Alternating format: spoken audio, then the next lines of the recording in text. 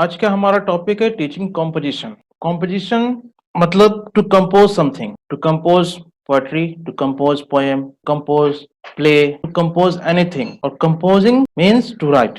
Any effort you apply for writing anything is composition. हम लोगों ने ग्रामर पढ़ा, we already have learned about grammar. We have seen how important it is, but only grammar is not enough that make you write something. Only learning about noun, pronouns, tenses and all, you can't be able to write in proper sense. Other than grammar, we need some other element which are very essential for writing. For example, you need to learn about capitalization. You need to learn about punctuation. You need to learn about how to organize words and put them in a sequence. You need to know about what a good writing is, what a good handwriting is.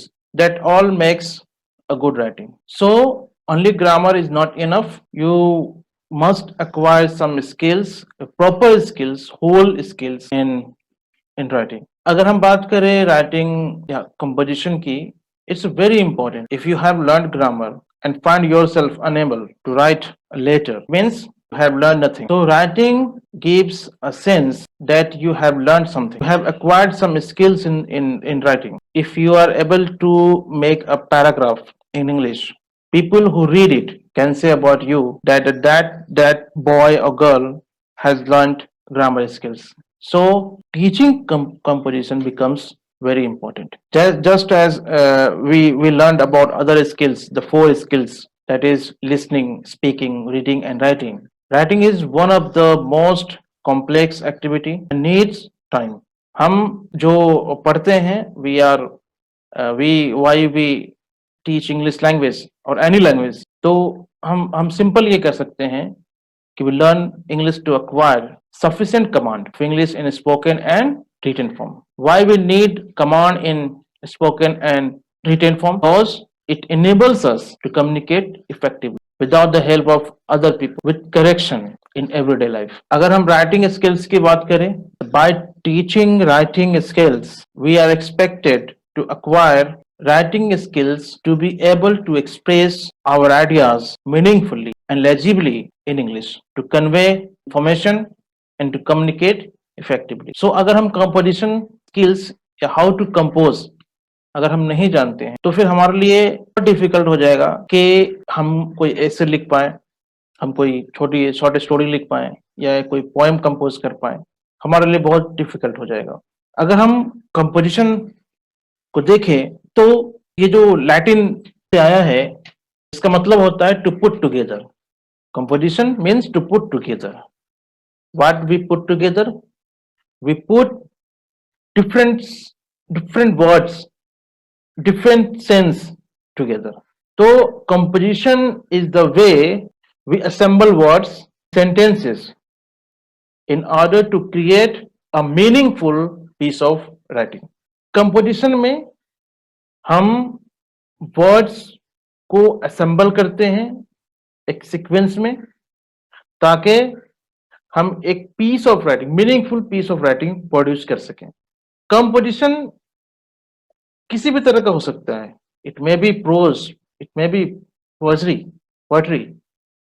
It may be descriptive, it may be narrative, it may be exploratory, it may be anything. So when you compose something, it become either very simple or very difficult to read. अगर हम बात करें composition की in proper sense, तो हमारे यहाँ composition पे focus बहुत कम किया जाता है। Focus less on writing skill. Students do not and can not right well, ऐसा मोस्ट रिसर्चर्स एंड एजुकेटर्स कहते हैं। But how can we develop writing skills? We can develop writing skills by prompting them to write. As reading skills can only be acquired by reading, writing skills is also acquired by writing.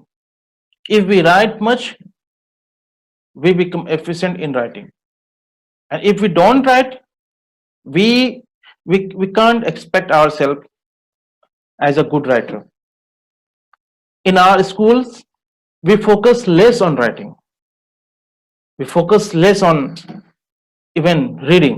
We focus a bit more on grammar. Students find themselves unable to write a letter. They are unable to write a short account of themselves, so short brief of themselves. So our school, we need as a teacher, we need to encourage student, to motivate student to learn writing skills, to learn, to acquire how they can write a letter or essay or anything. So composition is also important. अगर हम बात करें कि why composition is important, तो हम कह सकते हैं कि ग्रैब्स के अकॉर्डिंग इन्होंने कुछ रीजंस बताए हैं, कुछ इंपॉर्टेंट पॉइंट्स दिए हैं कि why we should teach composition to the students. इसमें सबसे पहला जो इन्होंने बताया है कि by teaching composition you contribute to the development of that learner. That means अगर हम उन्हें कंपोजिशन सिखाते हैं, राइटिंग सिखाते हैं, तो हम उन्हें एक मौका देते हैं अपने आप को डेवलप करने का। कैसे? हम सबको पता है कि writing is not so simple, it's difficult, it's complex. Writing is highly complex that demands the analysis and synthesis of many level of thinking. When you sit to write, you start thinking. You start thinking of proper words. You start thinking of how to organize these words. You start thinking what word will be appropriate at this place. You start thinking about construction of sentence in right manner, in effective manner. So much thinking takes place. When you think so much, your personality will improve. So writing improves your personality. Other points Graves tell us, writing develops initiative. अगर हम writing skills या कुछ लिखने के लिए तैयार होते हैं, तो हमारे अंदर एक तरह का जो इनिशिएशन है वो स्टार्ट होता है। कहने का मतलब ये है कि when we read, everything is provided there. जब हम पढ़ते हैं तो हर चीज वहां पे होता है, सेंटेंस हमारे सामने होता है, वर्ड हमारे सामने होता है, हम देख सकते हैं किस तरह का वर्ड है वहां, हम देख सकते हैं कि सेंटेंस किस तरह से कंस्ट्रक्ट किया गया है, हम देख सकते हैं कि कौन सा वर्ड वहां पे आया है। मगर जब हम लिखने के लिए जाते हैं, when we start writing, what we have before us, a blank paper, nothing. We have to write, we have to start initiative, we have to start some step. So when you start writing, you take some initiative. You have to build the right relationship between sounds and letters. You have to decide the order of the letter and their form. You have to choose the topic. You have to select the information. You have to put some questions. You need to answer some questions. These are the activities you take upon yourself. Unless you take these activity, unless you put these activities upon yourself, you can't write even a single sentence. That means writing develops initiative. तो writing से हम initiative, हम फैसला लेने वाले बनते हैं। तीसरा पॉइंट इन्होंने बताया कि राइटिंग डेवलप्स करेज। राइटिंग हमें हमारे अंदर एक तरह की करेज डेवलप करता है, हिम्मत पैदा करता है हमारे अंदर। कैसे? अगर आप देखें राइटिंग जो कि काफी कॉम्प्लेक्स है, there are so much chances that you may form a sentence which may be incorrect, but you make it. Even it is incorrect, but you make it. Write sentence which may be ineligible for other. You write sentence which is correct for you and may be not correct for other. Even if you write, that means it develops courage. वो हमारे अंदर इन हिम्मत पैदा करता है। एक point उन्होंने बताया, writing can lead to personal innovation in learning. Writing can develop in a learner's a sense of innovation. You are writing a poem, and writing a poem is very different from writing a prose, an essay, a story. You have to be very creative. You have to be very innovative in putting words together. So, writing can lead to a personal innovation in learning. By writing, you can you can you can have a type of uh, a type of exercise that improves your memory. दूसरा point इन्होंने बताया है कि writing can contribute to reading from the first day of school. Suppose you keep reading whole of your life. Guarantee you are not able to write a single sentence. But you don't read, but you don't learn to read, but you learn to write. If you learn to write, you will automatically learn to read. From the first day of school, if you start learning writing, you will be able to read, no doubt. Writing is a active process, not passive. By writing something, you do some kind of exercise. You perform some activities in your mind, outside of your mind. So writing is very active. Reading is very passive. But what we learn first, we learn reading. Writing is very difficult. Spoken is easy. Another point is by learning writing, you can achieve reading comprehension. As I've told earlier, by learning writing, you are able to read with same ability. By learning to write, you are able to develop a kind of comprehension, reading comprehension. So there are so many benefits of learning composition. If you learn to write, you will be able to express yourself. The world will start knowing you. You will able to reflect on what you have already written or what somebody has written. So by learning writing, we develop our own personality. We start taking initiative, and so many complex activity we perform, we learn through learning writing. तो अगर हम बात करें कि what can be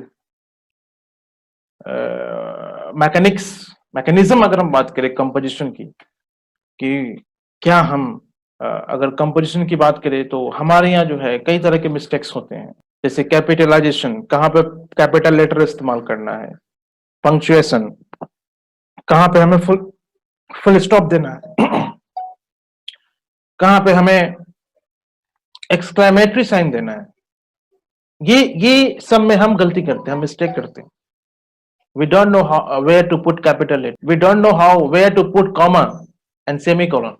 Besides these difficulties, people also commit mistakes of spelling and punctuation marks. We make so many mistakes in spelling. We mistake dear, T-H-E-R-E, and T-H-E-I-R. We confuse between words. We can't use proper words. We can't express our ideas. We can't organize our ideas to a paragraph. तो ये बहुत important हो जाता है कि हम composition में क्या क्या आ रहे हैं इसको हम जानें. अगर हम कंपोजिशन की बात करें क्या क्या आता है तो हम बताएं कि इसके अंदर जो कुछ मेन चीज है वो मैं आपको बता रहा हूँ. कैपिटलाइजेशन सबसे पहले आ रहा है, capitalisation, then punctuation marks, then spelling writing, then handwriting, then using appropriate words and ideas, and lastly organising the ideas in proper sequence. ये जो 4-5 एलिमेंट है ये कंपोजिशन में बहुत इंपॉर्टेंट है. अब हम थोड़ा एक एक करके सबको थोड़ा थोड़ा देखते हैं कि कैपिटलिज्म, जैसे अगर हम कैपिटलाइजेशन की बात करते हैं तो क्या है इसके अंदर. कैपिटलाइजेशन हम कह सकते हैं जहां हम कैपिटल और स्मॉल लेटर का इस्तेमाल कहां करते हैं. There are 2 scripts in English, that is small scripts and capital scripts. और हम बहुत गलतियां करते हैं इसमें. और teacher should familiarise the people the cases in which capital letters are used. हम कहां कहां करते हैं, मतलब कि a teacher must tell the learners that the capitalisation should be in the beginning of every sentence. जब हम सेंटेंस बिगिन करते हैं तो सबसे पहला जो लेटर होता है वो कैपिटल होता है। इन the beginning of each line of poetry, जब हम पोएम लिखते हैं तो हर एक लाइन जो है वो कैपिटल होता है। लेकिन अब ये ट्रेंड चेंज हो रहा है, अब पोएम में भी जो हर एक लाइन है वो कैपिटल नहीं होता। प्रॉपर नाउन्स हमेशा कैपिटल होता है। I am going to Patna, Patna is a proper noun, P is not in small letter, P is always capital letter. Names of months, days, weeks, ये सब कैपिटल होता है। आई हमेशा हम कहीं पर भी लिखते हैं हम कैपिटल लिखते हैं। तो ये टीचर को बिल्कुल ये बताना है कि कहाँ पे हम कैपिटल लेटर का इस्तेमाल करते हैं। उसी तरह पंक्चुएशन है, पंक्चुएशन में भी हम बहुत गलती करते हैं। पंक्चुएशन जैसे अगर हम स्पोकन इंग्लिश में जब हम बोलते हैं तो हम जो है अपने इंटोनेशन से, पॉज से, जेस्चर से सेंटेंस का इंटेंशन होता है वो हम जाहिर करते हैं। बट व्हेन वी राइट, हम पंक्चुएशन मार्क से जो सेंटेंस का इंटेंशन है वो हम जाहिर करते हैं। यू आर लेट, ये क्वेश्चन है, ये मेरे टोन से पता चल रहा है, you are late. Are you late, हमें क्वेश्चन मार्क पुट करना पड़ेगा। We have to put a question mark at the end of the sentence to convert the question. इसमें फुल स्टॉप का इस्तेमाल करना, फुल स्टॉप कहाँ कहाँ इस्तेमाल करते हैं ये टीचर को चाहिए कि स्टूडेंट को बताए, अदरवाइज वो जो है सेंटेंस जो पैराग्राफ लिखेगा वो रन ऑन सेंटेंस होगा, एक के बाद दूसरा सेंटेंस शुरू हो जाएगा, आइडियाज मिक्स हो जाएगा। स्पेलिंग राइटिंग, स्पेलिंग बहुत डिफिकल्ट है, स्टूडेंट ज्यादातर कंफ्यूजन करते हैं। To spell the word correctly is one of the mechanics of composition. English spelling is inconsistent, so people face many difficulties in spelling writing। अब आप अगर स्पेलिंग की बात करें, के भाटिया के अकॉर्डिंग उन्होंने बिल्कुल सही कहा, modern English spelling is a strange model, it is most illogical, irrational and inconsistent। There is no one-to-one relation between letter and sound। हम PUT पुट कहते हैं लेकिन वही BUT बट कहते हैं। तो because of this confusion, this inconsistent, irrational behavior of letter, we must teach our learners about spelling। बहुत सारे गलती करते हैं in English letters. some letters stand for various sound in different words। जैसे कि मान लीजिए कि सी है, लेटर सी, कहीं पे वो स आता है तो कहीं पे वो क आता है। फ जो है सिर्फ जो फ साउंड है, ऐसा नहीं कि वो एफ के साथ जुड़ा हुआ है, वो जहां पर OUGH आता है वहां पर भी हम फ बोलते हैं, PH जहां आता है वहां भी हम फ बोलते हैं। कुछ लेटर बिल्कुल साइलेंट रहता है, जैसे नो में N साइलेंट है, लिसन में T साइलेंट है। तो ये सब बच्चों को सिखाना जरूरी हो जाता है। अगर हम नहीं सीख पाएंगे तो कंपोजिशन जो है बहुत इररिलेवेंट हो जाएगा, इनकंसिस्टेंट हो जाएंगे। हैंड राइटिंग भी बहुत इंपॉर्टेंट है।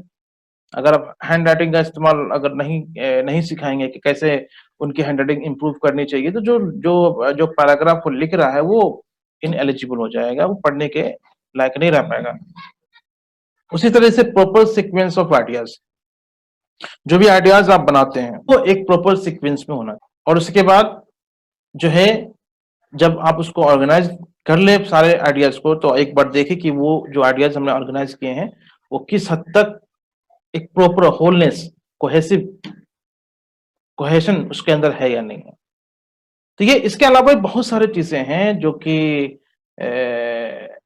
आप जो हैं आप जरूरी हो जाता है वहां पे। अगर हम बात करें, और टीचर को चाहिए कि ये हर एक चीज जो है उसको सिखाए, पंक्चुएशन, कैपिटलाइजेशन, स्पेलिंग, मैं थोड़ा सा आपको बताया। अब अगर हम बात करें कंपोजिशन की, तो टाइप्स ऑफ कंपोजिशन, तो कंपोजिशन 4 तरह के होते हैं। थोड़ा थोड़ा मैं आपको बता दे रहा हूं। पहला है डिस्क्रिप्टिव राइटिंग। इसमें हम क्या करते हैं, वी डिस्क्राइब समथिंग और someone. In descriptive writing we describe something और समवन।